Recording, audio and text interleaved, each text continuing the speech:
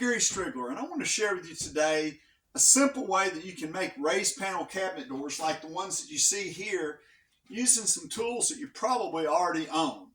Now, it's basically putting together like a mirror frame, except instead of a piece of mirror, you have a raised panel in the middle. Now, it is important to make sure that all of your material, your style and rail material that's going around the door is exactly the same thickness and the same width with clean edges and clean faces.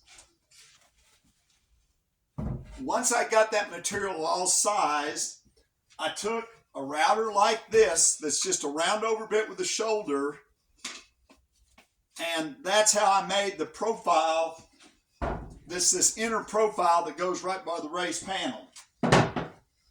Then I made the slot for the raised panel to sit in. Now, you could make that slot in a couple passes of the table saw, and that's a pretty effective way of doing it.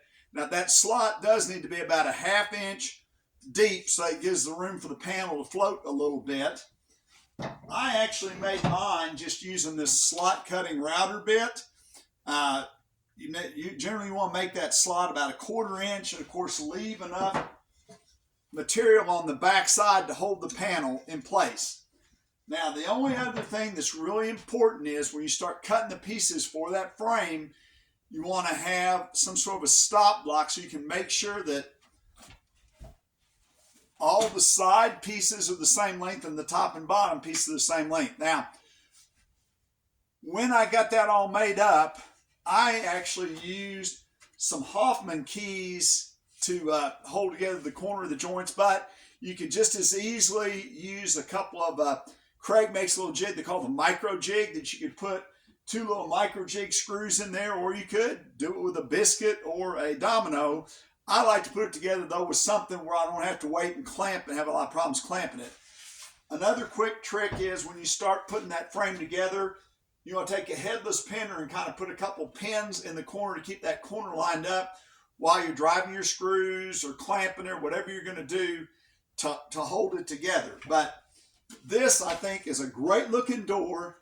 I actually have shapers set up in my shop, but they were set up to make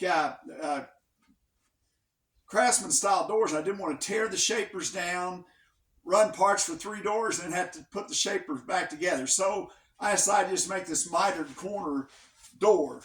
Now, the only other thing, the panel itself, I did run this on a shaper, but you could easily do that with a router on a router table. You probably still want to do it in a couple different steps. But I was really pleased I got these great looking doors without having to stop and tear down my shapers. And by the way, actually a mitered corner door is considered to be a nicer door than a cope and stick cut because you don't have any end grain. So all the way around, of course this is going to paint, but you don't have that situation where the end grain takes the paint differently or takes the stain differently. So this is a great way to make a really good looking raised panel door, or you could have a flat panel in there. It'd be a lot less work without having to have a whole bunch of shapers set up.